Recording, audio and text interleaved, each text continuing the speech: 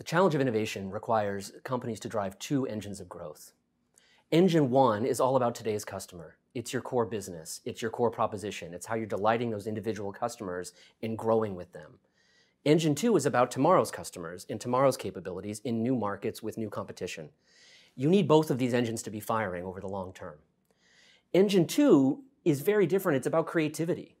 It's about how do I take small insights about the customer and innovate and experiment with them to build whole new businesses. And this is very, very different. If you think back on your engine one, the core mentality and the core capabilities you need to sustain growth in engine one is very different. It's about discipline. It's about continuous improvement. It's about repeatability. It's about optimizing a very proven financial model.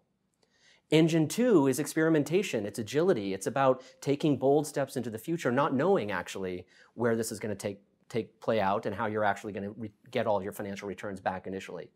So these are very, very different. So as you're sitting as a senior leadership team thinking about how you run both of these engines, there's a whole set of very important operating model questions you have to confront. First of all, how close should these two engines be when I'm growing them? Does engine two need to heavily draw upon the capabilities of my current engine, or does it need to be off very separately? How do I think about the scarce talent and resources in my organization?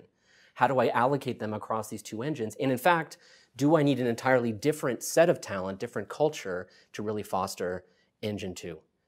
How do I think about us at the center and how we're going to be able to be the best parent for both of these? Do I at the center have the capabilities that are going to support both engine one and engine two? And as I step all the way back, does that imply that I actually perhaps need to actually acquire engine two?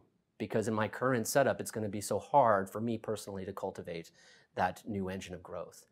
However you answer those questions, they're unique to each individual business situation. What we do know is that the firm of the future will require having both of these engines firing.